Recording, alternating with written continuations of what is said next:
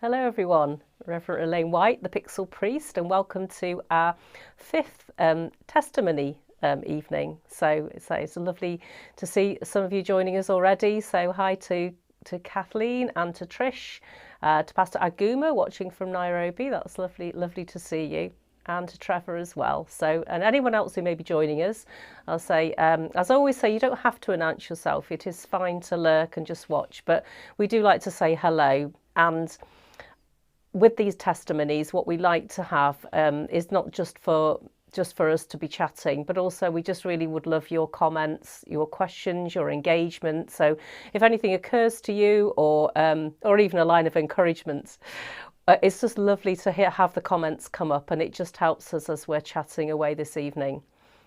I'm trying to remember, there was some message I had. Yeah, just before we begin, before I introduce our guest for tonight, just to say I've got a new microphone, which we have managed to get from donations. So thanks to those who donated. It just helps us to keep the tech going as well. If you did want to donate, the details are in the description. And hi to Jacqueline, who's just arrived as well. And as I say, and anyone else who may be joining us. So this evening we have yet another testimony. I think anybody who's been watching them all would agree that they've been just so moving and all very different and all really worthwhile. So it's a great privilege to welcome Rob Woodburn, who is the reader at St Luke's Church in Poulton, Wallasey, also a member of Wallasey Unleashed Online Church, where he regularly preaches and sometimes service leads. So let's just say hello to Rob. Hi, Rob. Good evening, Elaine. Yeah, how are you? Nice to be here. Very well, thank you. Good. Absolutely fine now. Yeah, so good. Good. So good to have you here. So Rob, I know you've got an interesting story to tell, and that's great. And so I hope just so. yes, oh yeah, definitely. And so sort of really important story to tell. So just to start us off, really. So your sort of early life, Rob, was that a Christian upbringing? It was, yeah. I was born in Wallasey. I've never really ventured very far. I was born in what used to be called Highfield Maternity Hospital in Mill Lane. So it's just actually up the road from St Luke's Church. So yeah, I was born and bred in Wallasey. My mum and dad were both Christians. My father was a church organist. He played at St Paul's Parish Church in Seacombe. Right. My mother was a Sunday school teacher there, so I had no chance really. I was encouraged to go to Sunday school from a very early age, and it was part of a landscape growing up. It was just something that you did. Yes. And right from the beginning, God was a reality. I didn't question him being there. Mum and Dad told me so it had to be right. Yes, yeah. I think when you're very young, that's how it works, isn't it? Yes, It does. Yeah. I was not particularly rebellious as a child. I tended to do as I was told most of the time. Oh, good. So you had that sort of Christian background, and So did it? I mean, but I think. Often when you're a child, you can sort of just accept it, isn't it, as you say, with your parents. Yeah. So was there a sort of point at which it became sort of more real to you? I think it really happened round about my confirmation. If anybody doesn't know what confirmation is, it's basically what it is in the Anglican Church. You're baptised as an infant, usually as a baby, and there's an opportunity, normally when you're about 12 or 13, to go along to a service and to confirm the promises that your parents and godparents have made on your behalf when you were baptised. And the bishop lays his hands upon your head and asks God to confirm those promises in your life, and that was a big moment for me, and I wasn't expecting it to be. Right. I just thought that it was a kind of a normal rite of passage that everybody did. Yes. I can remember going along to confirmation classes at St Paul's.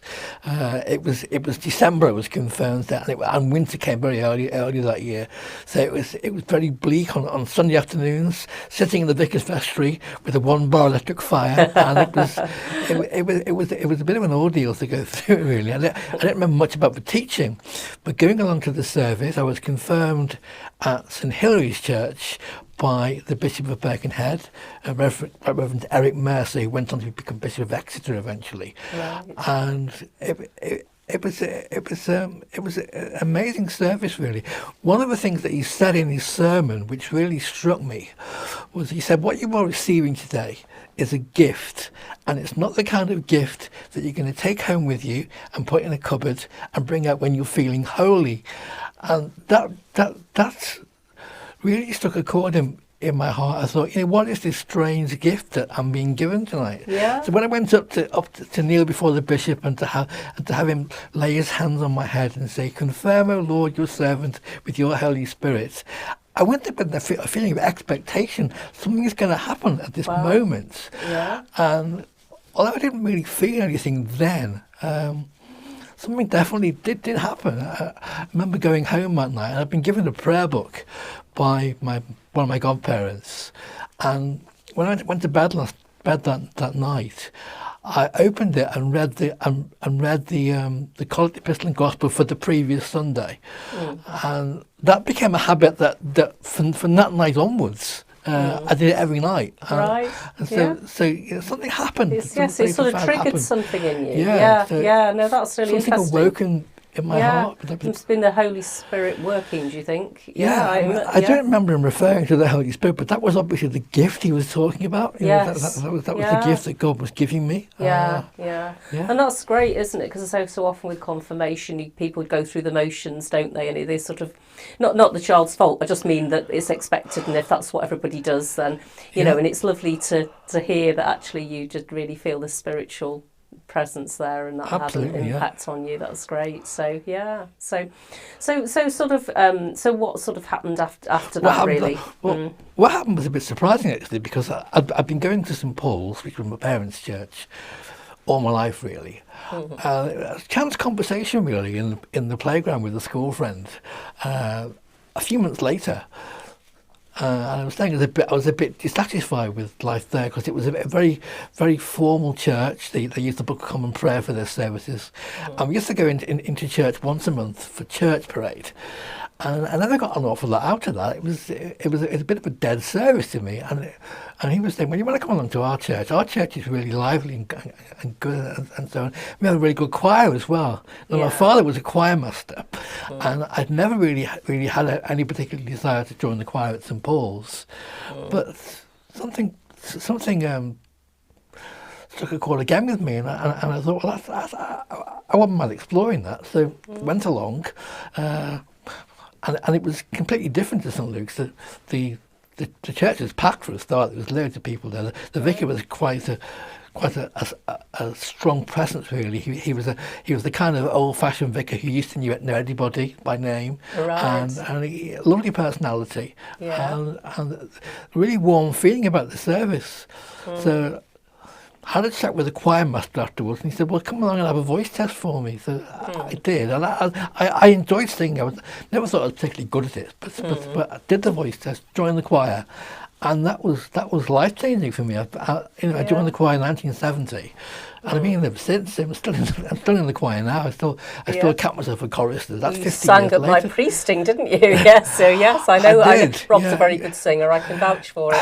You've got a great voice. But so does that sort of help you spiritually as well, being in that church? I mean, is that sort of part of your faith journey? Yeah, it did. Yeah, definitely did. Clive, our choir master, was very, very, very much into Anglican chant and Anglican psalm singing, which I'd never experienced before, but I took to it immediately. I love that even now. And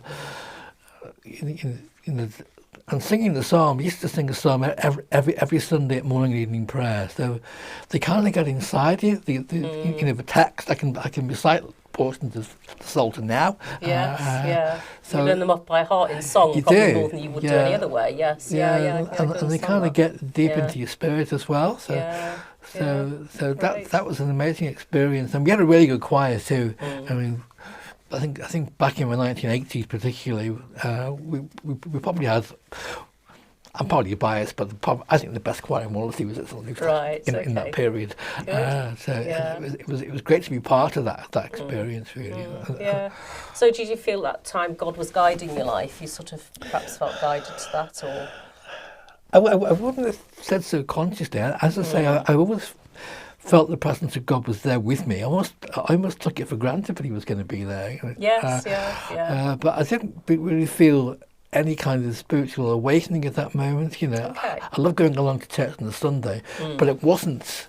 I wouldn't say it had a huge impact upon the way I was living my life at that time. Yeah, sure. Okay, so Yeah. so what happened? So you stayed in this choir sort of to adulthood, really, then, and beyond, as you said. Yeah. So what else was happening in your life, sort of Well- school-wise, or leaving school, and what happened after that? Okay, well, I left school in 1974 with 5 O levels, including maths and English. So I felt quite well equipped, really, for the real world, although I really wasn't. But I got my first job at Royal Liver Assurance, so working at the liver buildings over in Liverpool. I joined there when I finished school. I worked on the members' services section when I first joined, and that was a big experience for me, really. I hadn't gone on to do A levels. But I felt that my education wasn't really complete. And one of the things that Royal Liver did was they gave the opportunity to do some insurance exams set by the Chartered Insurance Institute. Yeah. I thought, well, that'd be really good to get a bit of a grounding in the kind of industry that I'm entering into. Yes. So I did that. Started doing day release at Millbank Commercial College over in Tuebrook. That was every Tuesday afternoon. We get on my number 12 bus and go out to Tuebrook. And that was actually how I met my wife. Oh, okay. Because Beverly was also working for Royal Liver, and she was also doing these same exams. So we kind of got chatting on the bus, going to and from Tuebrook every Tuesday, and it was. And I felt really attracted to her, although it took me a year to ask her out. So it took a long time to ask her out. But I found out that she was really into ballet. She really liked ballet, and I'd never been to a ballet. So I thought, well, I'd like to go along to one of those. Should be going sometime. And the Royal Ballet were coming to Liverpool, so that was our first date. Went to see Giselle at the Royal Court Theatre. February 1976. So things kind of developed from there, really. We had a 3-year courtship. Oh yes. Which I suppose seems quite a long time now, but you were quite young, I think, weren't you? I was very young. Yeah. I was too young. You'd only just left school. What would you have been, 16 or 17 when you met? I was 17 when I met Beverly. So yeah, very, very young, really. But we went out for a year together, and I proposed Christmas 1976. Not really quite thinking it through, but she said yes straight away, which really surprised me. And we got engaged the following May. And one of the things she said to me when she agreed was, I want us to buy our own house. Yeah. Which is a huge step to take, really thinking about it now. I mean, you wouldn't normally do that now with house prices the way they are. No, yeah. But we did. We saved up enough for a deposit, and we bought our first house in Hampstead Road in Wallasey, Christmas 1977. So that was a huge step. So there I was with a mortgage at 20. Yes. Oh gosh, that's young, isn't it? Yeah. Yeah. It is. Yeah. And then we got married about 18 months later. Yes, so right. Yeah, so we settled down. Yeah, so how old were you when you got married? 21? 21, yes, yeah. I was 21, Beverly was 20. Yeah, so right, gosh. Ridiculously young love, hey? Absolutely was, yeah. But it's lasted, so yeah. Well, it's lasted 42 years now, so we're still together, so it was obviously the right thing to do. Yes, and then when our first child came along in 1983, that was Jenny. So she was born 6 weeks premature. So so she arrived sooner than we thought she was going to. Yeah. But it was a great experience to go through that and to become a dad for the first time. Yeah. And then we moved house about a year after she was born to where we are now in Mosslands Drive in Wallasey. Right. And the two boys came along. Matthew came along in 1986, and then Ben in 1992. So there's a bit of a gap between our two boys. Oh, gosh, so it was absolutely brilliant. Yeah. Great. So it was a good time. Sorry, Rob, just to stop you, I just wanted to check chat. So we've got Tom here who says hi, guys. Pastor Gumas, Benson Gumas, listening from Kenya. This is an encouraging testimony. And Trish says when she was younger, the Catholic Church only allowed boys in the choir. Ah, yes. Ours is a mixed choir. Ours is definitely a mixed choir. Yeah. No, I didn't know that. She was only boys allowed. Yeah. So there we were with 3 children. Yes. Yeah. But something happened back in the. But shortly after Jenny was born, really, in the mid-1980s, because I had, I suppose you'd call it a further spiritual awakening. Right, okay. Because back in 1984, Billy Graham came to Anfield to do one of his crusades. Right. He was doing a nationwide crusade, Mission England, he was doing that at 84. And I thought, well, I'd like to go along to that. But our church wasn't... So Billy Graham, sorry to stop you, Rob. Would everybody know Billy Graham? He was Billy Graham was a very well-known American evangelist. Yes, he first came to England, I think, in the late 1940s, did a big crusade at Haringey, a big youth crusade at Haringey, and had an enormous impact. Yeah. And he's probably spoken to more people about the Christian faith than any man living, basically. So he had a huge impact. I mean, back in those days, crusade ministry was huge. You know, they were filling football stadiums with huge crowds of people. It's amazing to think now, isn't it? Yeah, I mean, I do remember that as well. Yeah, that he was. The crowds were flocking to him. Yeah. That our church was going to see it. He was there for a week, but they were going one night, and I couldn't go on one night, but our church was going. But I had a friend at work. His name is Colin Orr. He's now lead pastor at King's Church in Birkenhead. Right. And their church was going every night. So I managed to get a opportunity to go on their bus, and that was an amazing experience too. I stood on the cop. Now I'm an Everton fan, so I never thought of standing on the cop. How did you manage to do that? Yeah, I know. But you almost didn't go. That's the one and only time I've been on the cop at Anfield. But he has this procedure where he gives quite a long talk, about an hour usually, and then he invites people to make a commitment to Jesus and to actually step down onto the pitch and do that, to make a public commitment to follow Christ. Okay. Now, I'd already been baptized, confirmed. I was in church every Sunday. Yeah. So outwardly, I felt I had no need to do that, but his message was so powerful. He was speaking on the rich young ruler in St. Mark's Gospel who came to Jesus and said, "What must I do to be saved?" And Jesus says to him, "You must obey all the commandments." And the man said, "Well, I've done all that since my youth." And then Jesus has compassion on him and he says, "One thing you lack, you must sell everything you have and follow me." Yes. And St. Mark says, but your man went away sad because he had many riches. I didn't want to leave Anfield sad that night. That was what was drawing me down to the pitch side, I think. So in the end, I found myself on the pitch, making that prayer commitment. Yeah, wow. And that was life changing too. And from that moment, something really very profound happened. I developed an interest in reading Christian books. I was devouring them. Yeah. It was incredible. It's like it sparked. Sounds like another Holy Spirit experience. It sparked something deeper in you as well. It did. Yeah, sort of almost. Yeah, and I mentioned my friend Colin, who was a member of King's Church in Birkenhead. That's a Pentecostal church, and I was working very closely with him. We would be on the same department at Royal Liver. And his Christian experience seemed to be somehow far deeper than mine. He had something going on in his life that I didn't have. And we talked about something called the baptism in the Holy Spirit, where God comes to you in a very profound way and releases the Spirit in you, very much like the apostles at Pentecost. Yes, yeah. They believe that experience is for all Christians. We all need to be filled or baptized with the Holy Spirit, and in doing so, God kind of equips you for the purpose He has for your life. And he said, you need to have this experience.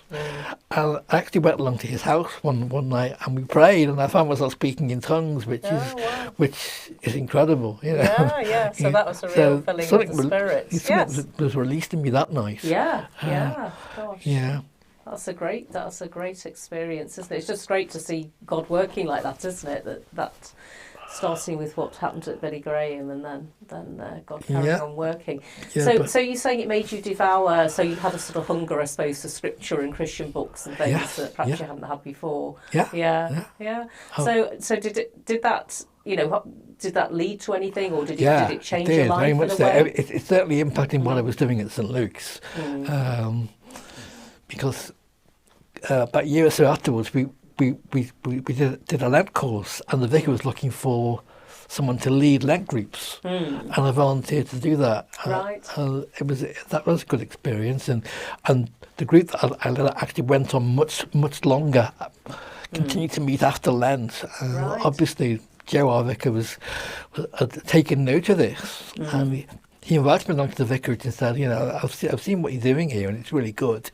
And have you ever considered exploring this further and perhaps becoming a reader? And a reader in the Church of England is like a lay minister. You're licensed to lead services, to do a bit of pastoral work and to preach. And I haven't really ever thought about doing anything like that. But it was one of those moments when as soon as you said it, I thought, actually, yes, I would really like to do that. Good. So you felt a real prompt. This was I suppose a calling then, really, isn't it? You'd felt somebody else had recognised it in you first. That's right. So I embarked on 3 years training to do that. Right. I was licensed in October 1990 as a reader to St Luke's Church. And I've been a reader ever since. Still doing that. It's been an amazing part of my life, really. It's embraced far more than I ever thought it would. At that time, it felt like you were just helping the vicar out, really. But by taking some of the burden off him and leading services, doing the occasional sermon and so on. But it led to so much more than that. So have you been involved in in pastoral work and other ministry as well? Certainly do some pastoral visiting. Leading Bible studies, that kind of thing. That's the sort of calling as well, isn't it? Really, obviously, you'd started that with that Lent group, isn't it? So it's sort of following that. I always felt and still feel that my main calling is to preach and teach, but you've got to kind of walk the talk as well, haven't you? You have to get alongside people and encourage them to explore their calling, their vocation. And that's what I'm aiming to do. To try and live by example, really, and to encourage others to do the same thing as I've done, really. Because I think we're all called. We've all got various gifts and talents which God has given us.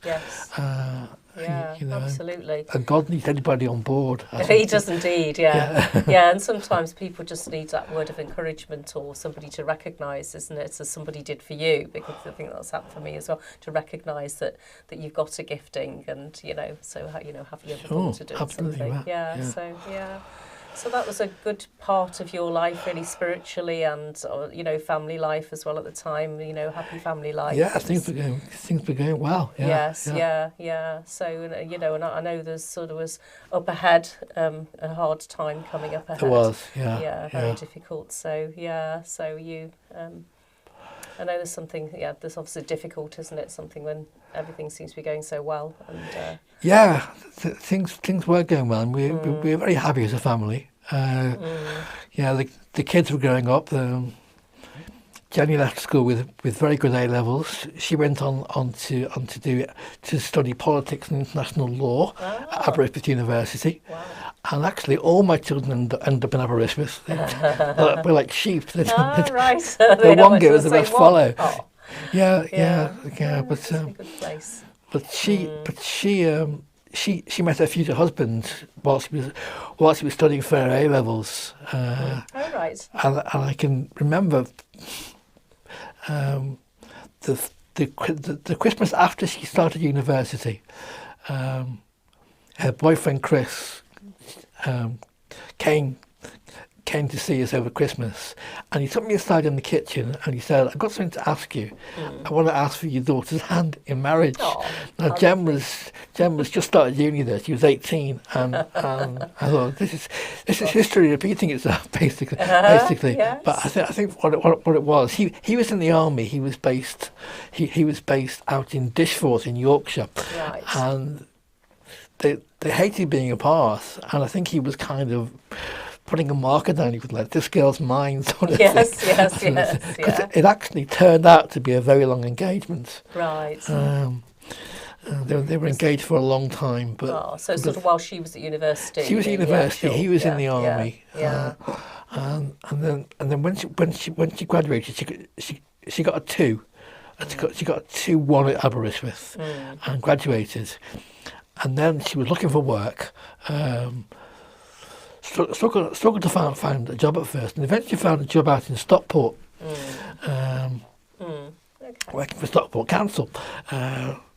So Chris by then was coming out of the army, and he kind of followed her out there, if you like. So they ended up buying a house out in Stockport, and they eventually got married in 2010. So that was a wonderful occasion. It was a wonderful day. They got married at St Anne's Church in Manchester, where Jenny was singing in the choir, and it was a wonderful She's day. a singer like her dad. Eh? Yeah, she actually sang with me in St Luke's choir for a while. Yeah. So they were married 2010, and they had 4 blissful years together. They were absolutely so well matched. They were a lovely couple, and they were so good for each other basically. But then kind of tragedy struck our lives in 2014, just 4 years into that marriage, when out of absolutely nowhere, Jenny was diagnosed with cancer, liver cancer. It had obviously been going on for a while because she'd been complaining about stomach pains and things and not feeling right. She was about to be sent for tests, and in the end, one Saturday morning, Valentine's Day 2014, she was in absolute agony that morning and went along to A&E, and she was taken in immediately, and it was obviously very, very serious. The cancer was, they think the primary cancer must have been in her liver, and they thought it spread to other organs. So, suddenly there was this huge bolt from the blue. Yes, what a shock. It was a huge shock to us, yeah, and she was having various tests done and so on. And on the Wednesday after she was admitted, she was sent for a liver biopsy to see what was going on and to see if they could identify what the main cancer was and how far it had spread. And after she had that biopsy, unfortunately, she suffered an internal bleed, and she actually passed away that same night. It was so sudden and so unexpected.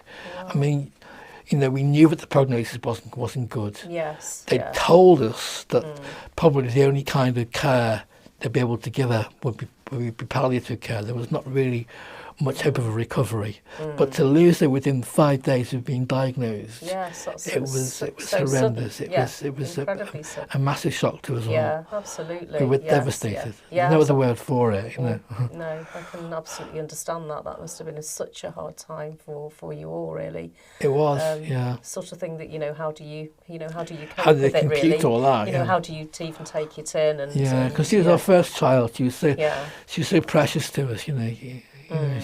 She'd been such a joy to us all, for the 30 years we'd had her, and suddenly she'd been snatched away, and it was just hard to deal with it. Yeah, sure. Yeah. So how? I mean, it's not a daft question. Obviously, that must have been a really, really difficult time for you. So and in the time afterwards. So, did you feel that God was with you in that time? How did it appear to you? Not immediately. No. I was in a black hole for 3 or 4 days at least. Yeah, sure. It was really hard to deal with it. I did start reading the book of Job during that time. I turned to that book, and because I thought, well, here's a man who went through through far more devastation than I've been through. Are there any lessons for me in this book? And I got to the end of the first chapter, where Job's wife says to him, "Well, why don't you just curse God and die?" And Job says, "Well, the Lord has given, and the Lord has taken away. Blessed be the name of the Lord." And I could kind of buy into the first part of that. It's God's right. God gives life. God takes away life, and He is sovereign in these things. It's not for us to question the whys and the wherefores. But it was really hard to say, "Blessed be the name of the Lord." Yes. It was incredibly hard. How can you bless God in a moment like that? But the following Sunday, we didn't go to St. Luke's service that Sunday. I didn't want to be in my own church, because I was still sort of lost in grief and devastation, really. Yes. We went along to St. Hilary's church, which is a parish church, Right. just up the road from where we live. And the very first hymn that they sang that morning was a Matt Redman song called "Blessed Be Your Name," and it talks about God being present in the good times and the bad times. Yes. And that line, "You give and take away, the Lord gives, the Lord takes away," was actually in the song. Yeah. Wow. But I mean, the So main title is "Blessed Be Your Name," twice, and I found yes. I was singing that without even thinking about it, and doing so, it kind of it almost felt like a key turning in a lock. Right. And suddenly I got a sort of slight illumination about what was going on and how I was going to deal with it. It really comes down to trust, really. Can you trust God in the darkest moments of your life? Can you say, "I don't understand what's going on here, Lord, but I trust you. Yes. I know you're here with me in this." Yeah. And that is praise, isn't it? Which is, sort of, blessed be your name. It's a sort of praise acknowledgement, isn't it? That you can trust Him. It's all about trust. Yeah. Because that song says, "You give and take away, my heart will choose to say." Yeah, it's an act of the will. Because an absolute act of will, isn't it? It's an act of the will to trust God in the dark times. Yeah. Wow. And suddenly I was able to not exactly understand, but I was given the grace to get through the next days, because we still had the funeral to face. Yes, And I'd offered to do the eulogy at the funeral, which thinking about it now is a huge thing to do. Brave. Very brave. Really, But I was so glad that I did it, because Jenny was such a blessing to us, and I could reflect upon her life and all she did, because she died at the age of 30, but she'd packed in so many things into her life. Yeah, and as one of the people who knew her best, you want to be able to say that, don't you? You want others to be able to hear about what an amazing person she was, and what a wonderful life taken from us far too young, but nevertheless she'd lived an amazing life. Yes. One of the things she did after she graduated was she did a walking tour around Europe with her best friend. Oh, They went all over the place in Europe. Wow. Went to Prague and Scandinavia and all kinds of places. Good. She loved walking. And she was very much an outdoor person. Yeah. Oh, fantastic. So you. That sort of helped to sustain you, those messages, if you like, from God, I think, really, in terms of helped you to see how you were going to manage this, or that He was going to be the one that you could still trust. That is an enormous realisation, isn't it, that you can still trust Him, even in that really, really dark times. Yeah. And I mean, to me, she's still with us in a very real way. There's not a day goes by when I don't think about her. No, sure.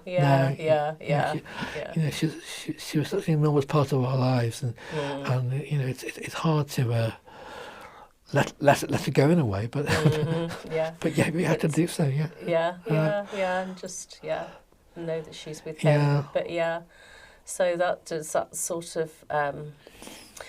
So in these hard years, I suppose, since, have you sort of felt that God's with you, that and you've trusted Him? Have you felt that He's sustained you and your family through this really dark time? Yeah, very, very much so. I mean, one of the things that God really, really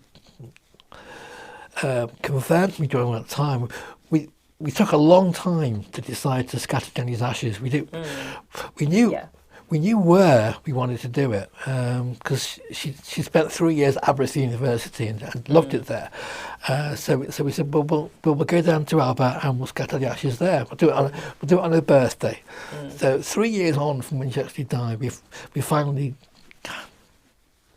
went ahead and did it, mainly for my son-in-law who couldn't face it until then. So we went to October, her birthday. So we went down to Aberystwyth in October. Very bleak Sunday morning on the seafront, and you had to do it at high tide. And went down to the edge of the tide. I read a portion from one of her favourite books, said a brief prayer, and then we scattered the ashes on the edge of the tide. And as we looked up from doing that, there was this most amazing rainbow in the sky. Oh, there we have it. There we have it. It was a full rainbow. Magnificent, isn't it? And it was also as if in that moment, you know, God was saying, "I know what you're feeling. I'm here with you. Yeah. Jenny's safe Wow. in my presence, and you know, don't be anxious." And It's God's promise, isn't it? God's that promised the rainbow, isn't it? Yes, yeah, it's God's promise that He'll never leave us, and Yeah. that's wonderful, isn't it? And you very rarely see a full rainbow as well. It's beautiful. Yeah, yeah. That must have been a really moving moment. And it was just the timing of it, really. At that very moment, it suddenly appeared in the sky. Yeah. Oh. So I've got that on my computer now as my screensaver. Yes. Yeah. Oh. I see it every time I turn my computer on. Yeah, so you got the God's promise there. That's lovely. Yeah, that's fantastic. And Tom Massey says he understands how you feel, Rob, having been through it himself. Thank you, Tom. Yeah. Yeah. Yeah. So But I mean, it did hit me hard. By now, I'd moved on from Royal Liver. I was made redundant there in 2000, but very, very blessed to get a job with British Telecom. All right. And right at the very beginning of the kind of broadband rollout, when fast broadband was suddenly becoming a reality, I got in on the ground floor of that, really, and it was an amazing experience. I was there for 14 years, Right. and really watched broadband explode over that period. Yeah. Changing all our lives. And Yes. you almost felt like you were doing pioneering work in a way. Yeah. Oh. But it became really hard after Jenny died, because it was quite a stressful job, and from very small beginnings, this thing was just exploding, and everybody wanted faster and faster internet, and they were renewing the whole network to cope with it all. So that was really hard. I was doing something called cease and reprovide, which is it's actually ceasing people's existing service, giving them a new service, and that was always very tense, you know. And it was being done on a large scale, mass migration. So it was a very stressful job, and I felt after Jenny died, I was finding it really hard to cope with. Yeah, sure. Suddenly the opportunity came along to take early retirement. And by now I was 58. Our mortgage was all paid off. Yeah. So I thought, well, you know, I feel like I need to move on from all this. So I made that huge decision to take early retirement. Yeah.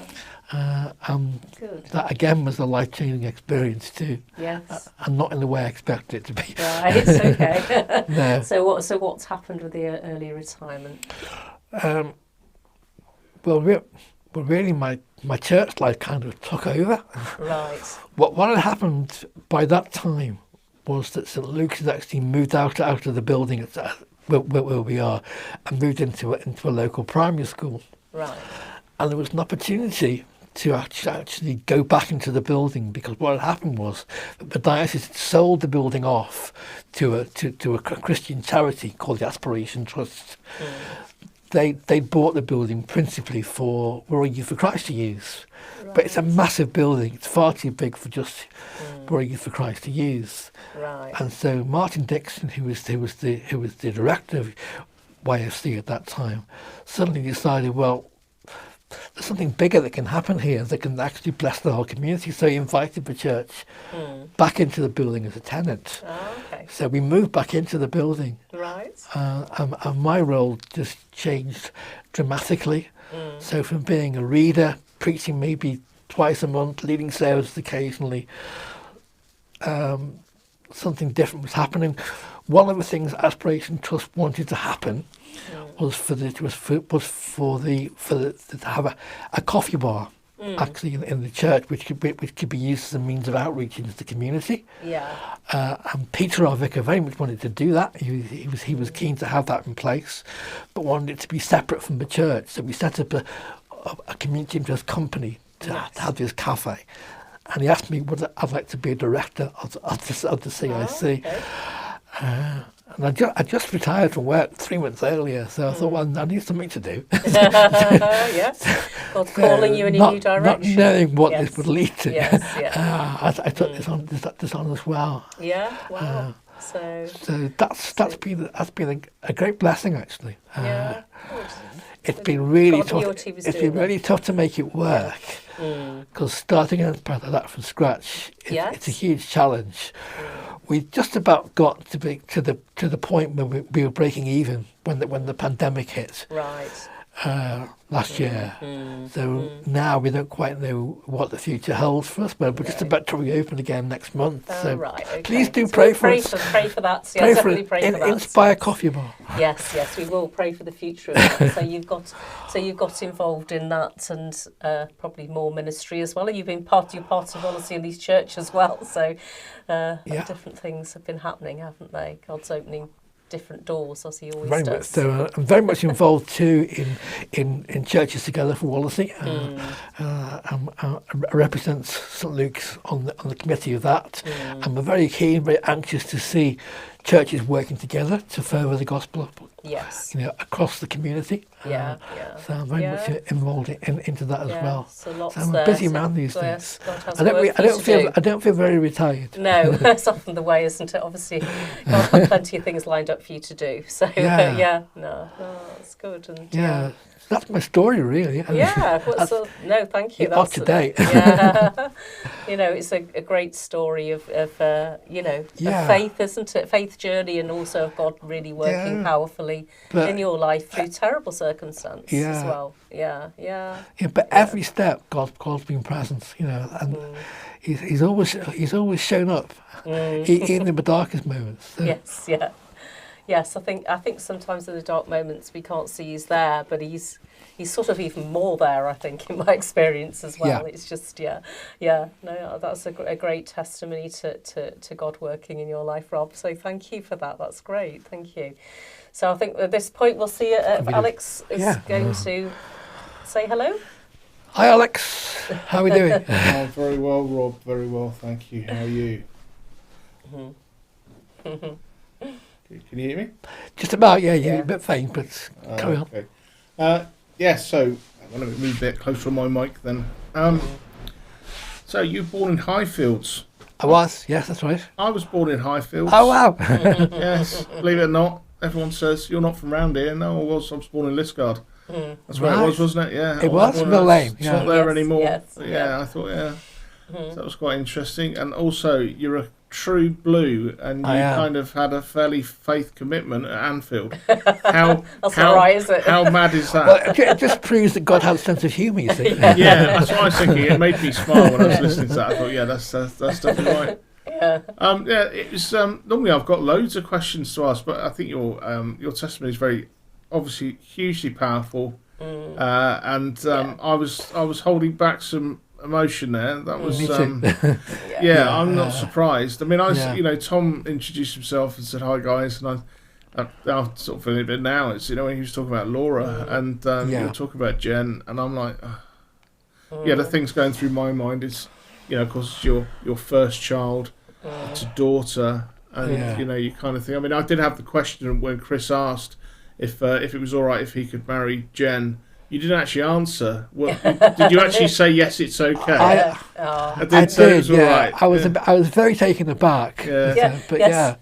Yeah, Yes. you told the story, but you didn't actually say, I said Yeah. no, I said yes. No. Okay, Yeah. but yeah, it must have been interesting. They And were just so deeply in love that it was Yeah. it was interesting. I mean, it's interesting, isn't it? Because I think when you got married, and Yeah. was it Beverly, did you say your wife's name? Beverly, was? yes. Yeah. Yeah. That when you got together, you were both 20, 21 sort of stuff, Yep. and that was quite great. And you were seeing this time of history repeating itself, and that must have been quite endearing. But Yeah.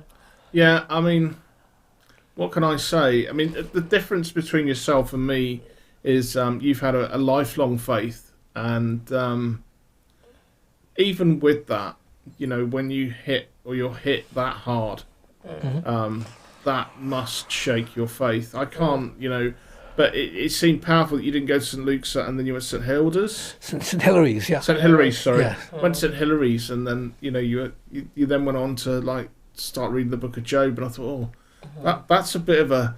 I'll tell you what, I'm going through crisis. I'm now going to read about a bloke's crisis, you know, in some sense. And I thought, that's interesting. And I'm trying to think what it was that you said. It was like, it was about trust, I think, partly in the song that you heard. And I think the thing for me is that what else can you do?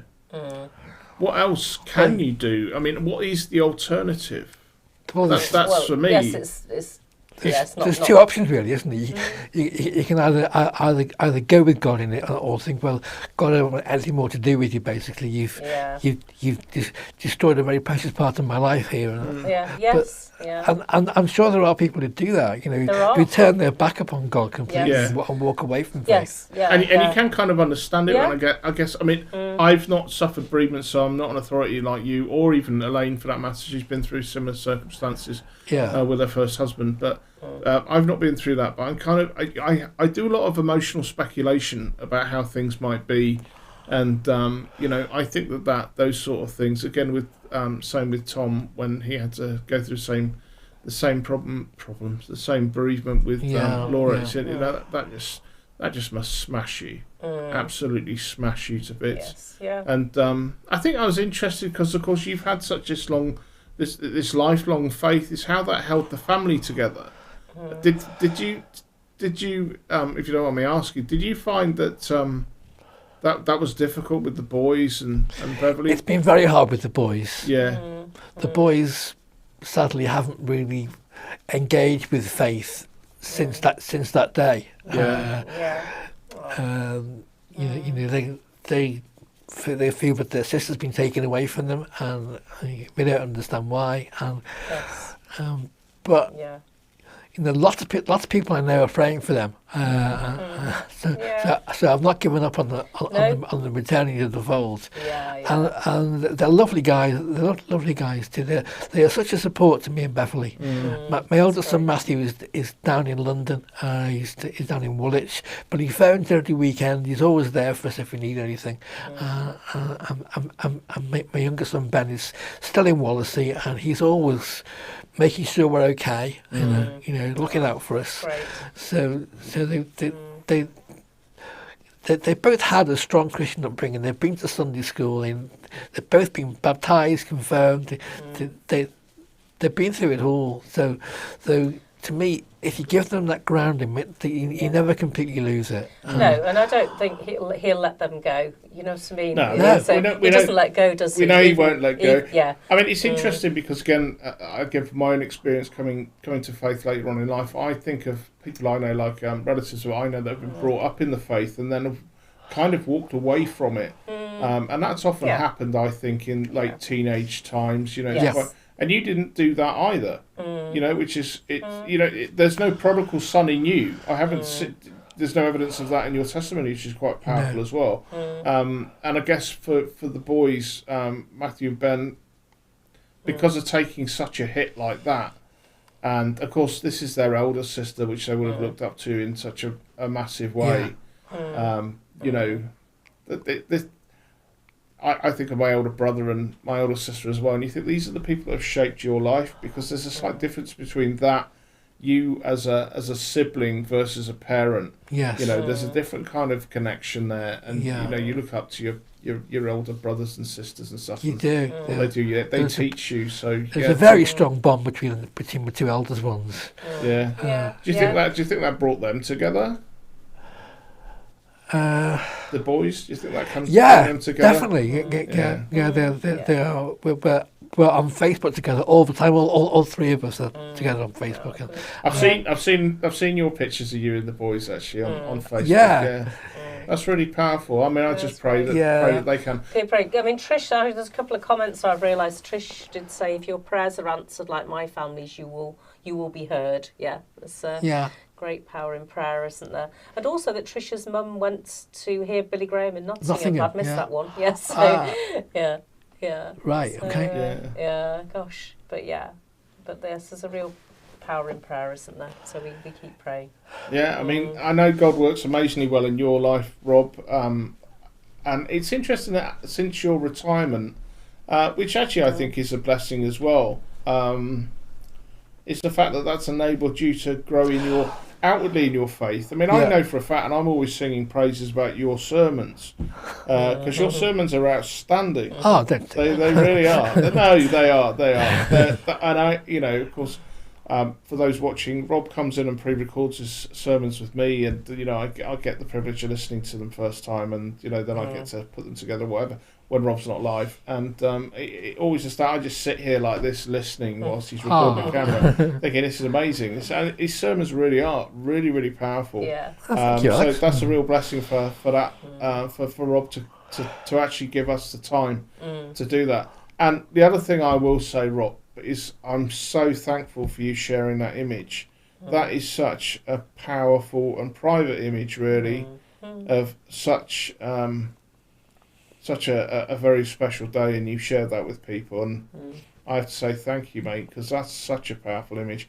I'm not surprised it's your background or screensaver, whatever you use on your computer, because that's incredible. And it seemed like the whole setup was, it's a bit of a cold and murky day, and everyone was really not looking forward to it. And Chris has been kind of struggling to do this for 3 years, and then you get that, and it's like, I looked at that image actually. I won't put it back up. I looked at that image and just sort of thought it was like a cocoon holding. It was like like something holding on to, and I thought that was an amazing picture that you've got there. So that's great. But again, as with everybody's testimonies that people have come on, amazing. I've got to know you a lot better tonight, Rob. Thank you. And I think this is important. Things that we share these things, because we understand where people are, where they're from. It's just such a short time ago that happened. Yeah, and, sure.